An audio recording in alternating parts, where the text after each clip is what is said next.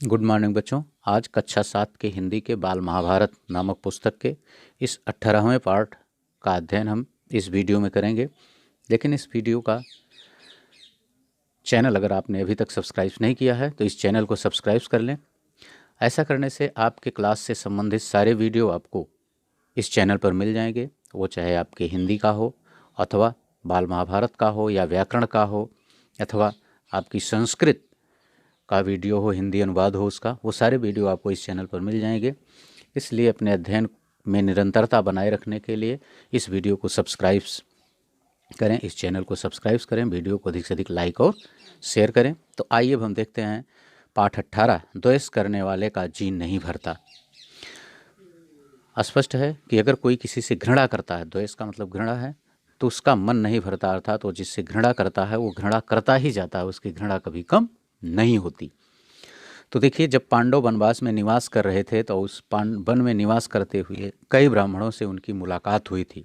क्योंकि जब ब्राह्मणों को यह पता चलता था, साधुओं को यह पता चलता था कि पांडवों के साथ ऐसा अन्याय है, वो इस वन में आकर के रह रहे हैं, तो वे उनसे मिलने उनके आश्रम में आते थे। और वे ब्राह्मण वहाँ से लौटकर हस्तिनापुर जाते थे और फिर धृतराष्ट्र को पांडवों का हाल बताते थे और कहते थे कि पांडवों को जंगलों में बड़ी तकलीफ़ें हो रही, वो कष्ट उठा रहे हैं, इसलिए आप उनको बुला लें और उनके साथ संधि कर लें। तो इसको सुन करके धृतराष्ट्र तो चिंतित होते थे, लेकिन दुर्योधन जो था और उसके मामा जो शकुनी थे, ये कुछ और ही सोच रहे थे, इनके मन में कुछ और ही बातें चल रही थीं। कर्ण और शकुनी दुर्योधन की चापलूसी किया करते थे, किंतु दुर्योधन को भला इतने से संतोष नहीं कहाँ होता था, अर्थात इतने से भी वह संतुष्ट नहीं होता था। वह कर्ण से कहता, कर्ण, मैं तो चाहता हूँ कि पांडवों को मुसीबत में पड़े हुए अपने आँखों से देखूं, इसलिए तुम और मामा शकुन कुछ ऐसा उपाय करो कि वन में जाकर पांडवों को देखने की पिताजी की अनुमति मिल जाए। यानी हम पांडवों से जाकर जंगल में मिलें और वे कितने दुखी हैं इसको मैं अपनी आँखों से देखूँ, इसलिए कुछ ऐसा उपाय करो कि मुझे पिताजी से इसका आदेश मिले। कर्ण बोला, द्वैत वन में कुछ बस्तियां हैं जो हमारे अधीन हैं। हर साल उन बस्तियों में जाकर चौपायों की गणना करना राजकुमारों का ही काम होता है। बहुत समय से यह प्रथा चली आ रही है, इसलिए इस बहाने हम पिताजी की अनुमति आसानी से प्राप्त कर सकते हैं और इस तरह हम पांडवों को देख भी लेंगे वो कितनी दुर्दशा में और कैसे हैं। कर्ण अपनी बात पूरी तरह से कह भी नहीं पाया था कि दुर्योधन और शकुन मारे खुशी के उछल पड़े। राजकुमारों ने भी धृतराष्ट्र से आग्रहपूर्वक प्रार्थना की कि वह इसकी अनुमति दें, किंतु धृतराष्ट्र इस बात से सहमत नहीं हुए। दुर्योधन ने विश्वास दिलाया कि पांडव जहां होंगे वहां वे सब नहीं जाएंगे और बड़ी सावधानी से काम लेकर के वो लौट आएंगे। विवश होकर धृतराष्ट्र ने अनुमति दे दी। एक बड़ी सेना को साथ लेकर कौरव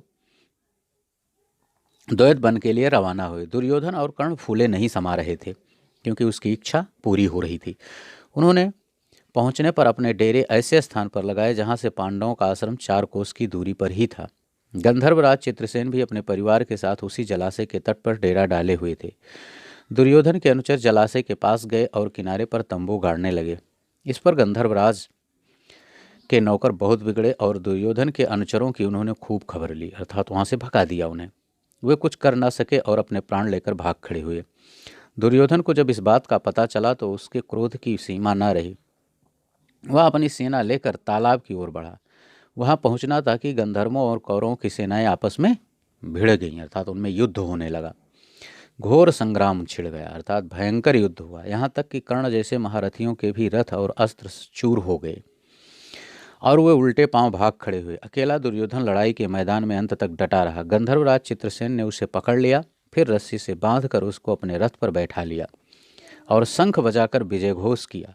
क्योंकि दुर्योधन यानी एक राजा चित्रसेन दूसरे राजा दुर्योधन को पराजित कर चुका था, इसलिए उसने शंखनाद किया। जब युधिष्ठिर ने सुना कि दुर्योधन व उसके साथी अपमानित हुए हैं तो उन्होंने गंभीर स्वर में कहा, भाई भीमसेन, ये हमारी ही कुटुंबी हैं। तुम अभी जाओ और किसी तरह अपने बंधुओं को गंधर्वों के बंधन से छुड़ा लाओ। युधिष्ठिर के आज्ञा पर भीम और अर्जुन ने कौरवों की बिखरी हुई सेना को पुनः इकट्ठा किया और वे गंधर्वों पर टूट पड़े। अंततः गंधर्वराज ने कौरवों को बंधन मुक्त कर दिया। यानी भीम और अर्जुन ने इतना भयंकर युद्ध किया कि गंधर्वों को पराजित कर दिया। इस प्रकार अपमानित कौरव हस्तिनापुर लौट आए। पांडवों के वनवास के समय दुर्योधन की तो इच्छा राजसूय यज्ञ करने की थी, किंतु पंडितों ने कहा कि धृतराष्ट्र और युधिष्ठिर के रहते उसे राजसूय यज्ञ करने का अधिकार नहीं है। तब ब्राह्मणों की सलाह मानकर दुर्योधन ने वैष्णव नामक यज्ञ करके ही संतोष कर लिया था। इसी समय की बात है कि महर्षि दुर्वासा अपने 10,000 शिष्यों को साथ लेकर दुर्योधन के राजभवन में पहुंचे और दुर्योधन ने उनका उचित सत्कार किया, जिससे वे प्रसन्न हो गए और कहा दुर्वासा जी ने कि हे वत्स, तुम कोई वरदान अगर मांगना चाहते हो तो मांगो। दुर्योधन बोला, मुनिवर, प्रार्थना यही है कि जैसे आपने शिष्यों समेत अतिथि बनकर मुझे अनुग्रहित किया है, वैसे ही वन में जाकर मेरे भाई पांडवों के यहाँ भी उनका सत्कार स्वीकार करें और फिर एक छोटी सी बात मेरे लिए करने की कृपा करें। वह यह कि आप अपने शिष्यों समेत ठीक ऐसे समय युधिष्ठिर के आश्रम में जाएं जब द्रौपदी, पांडव और उनके परिवार को भोजन करा चुकी हों और जब सभी लोग आराम से बैठे विश्राम कर रहे हों। उन्होंने दुर्योधन की प्रार्थना तुरंत मान ली थी और दुर्वासा अपने शिष्यों के साथ युधिष्ठिर के आश्रम में पहुंचे। युधिष्ठिर ने भाइयों समेत ऋषि की बड़ी आवभगत की और उनका सत्कार किया। कुछ देर बाद मुनि ने कहा, अच्छा, हम सभी स्नान करके आते हैं, तब तक भोजन तैयार करके रखना है। यह कहकर दुर्वासा अपने शिष्यों समेत नदी पर स्नान करने के लिए चले गए थे। वनवास के प्रारंभ में युधिष्ठिर से प्रसन्न होकर सूर्य ने उन्हें एक अक्षय पात्र प्रदान किया था और कहा था कि यह 12 वर्ष तक इसके द्वारा तुम्हें भोजन दिया करूँगा।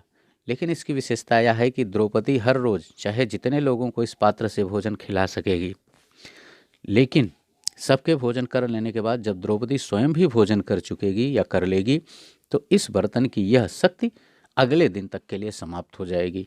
और जब दुर्वासा अपने शिष्यों के साथ पहुंचते हैं तो उनकी वह शक्ति उस बर्तन की समाप्त हो चुकी थी, क्योंकि उस दिन द्रौपदी भी भोजन कर चुकी थी और उसने उस पात्र को धुल करके रख दिया था। जिस समय दुर्वासा ऋषि आए उस समय सभी को खिलाकर द्रौपदी भी भोजन कर चुकी थी, इसलिए सूर्य का अक्षय पात्र उस दिन के लिए खाली हो चुका था। अब द्रौपदी बड़ी चिंतित हो उठी और कोई सहारा ना पाकर उसने परमात्मा की शरण ली। इतने में श्री कृष्ण कहीं से आ गए और सीधे आश्रम के रसोई घर में जाकर द्रौपदी के सामने खड़े हो गए और बोले, हे बहन कृष्णा, बड़ी भूख लगी, कुछ खाने को मुझे दे दो। द्रौपदी अब और भी दुविधा में पड़ गई। अब तक तो दुर्वासा और उसके शिष्य ही थे, अब हमारे भाई कृष्ण भी भूखे आए हैं, अब क्या करूं।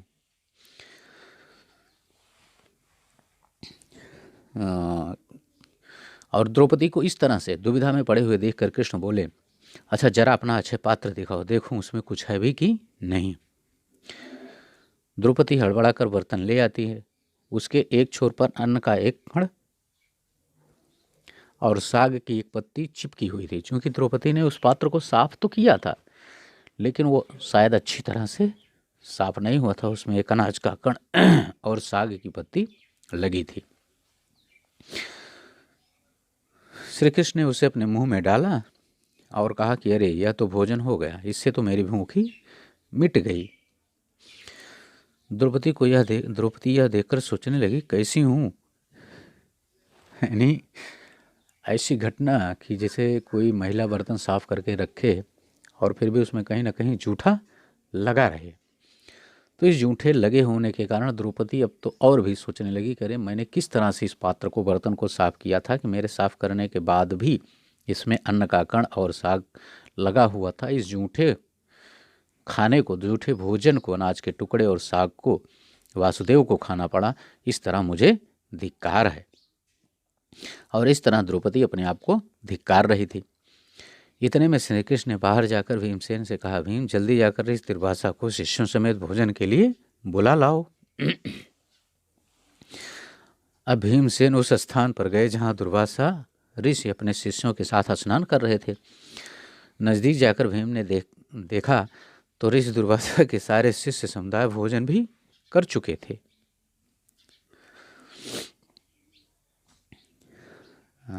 यानी वहाँ ये कृष्ण की एक तरीके से हम महिमा कह सकते हैं कि कृष्ण ने पांडवों की मदद की कि जब वो जाते हैं और वो साग और वो जूठा अनाज का कण खा लेते हैं तो इससे ऋषि दुर्वासा और उनके शिष्यों का पेट भी भर जाता है।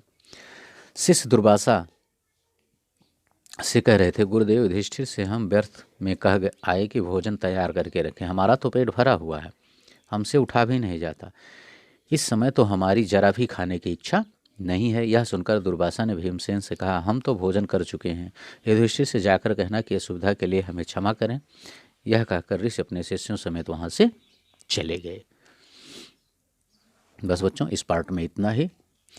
नेक्स्ट वीडियो में हम इसके अगले पार्ट को लेकर पुनः आपके समक्ष उपस्थित होंगे। Okay, thank you. लेकिन यदि इस चैनल को अभी तक आपने सब्सक्राइब नहीं किया है तो चैनल को सब्सक्राइब अवश्य कर लें। ओके।